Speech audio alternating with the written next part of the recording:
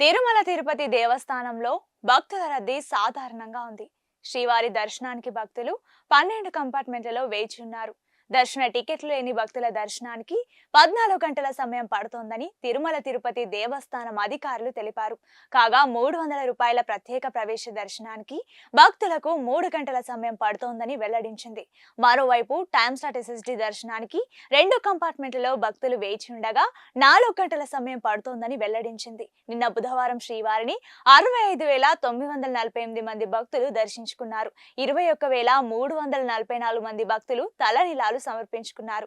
శ్రీవారి హుండీ ఆదాయం 3.42 కోట్లుగా లెక్క తేలిందని టీటీడీ అధికారులు తెలిపారు.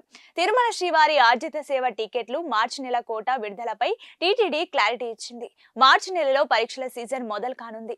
ఈ నేపథ్యంలో తిరుపతి క్షేత్రానికి వెళ్లాలని, శ్రీవారిని దర్శించుకోవాలని ముందస్తుగా ప్లాన్ చేసుకునే వారికి వీలుగా మార్చి నెలకు సంబంధించిన పలు శ్రీవారి సేవలకు సంబంధించిన టికెట్లతో పాటు శ్రీవారి దర్శనం కోటాను ఆన్లైన్లో రిలీజ్ చేయనుంది.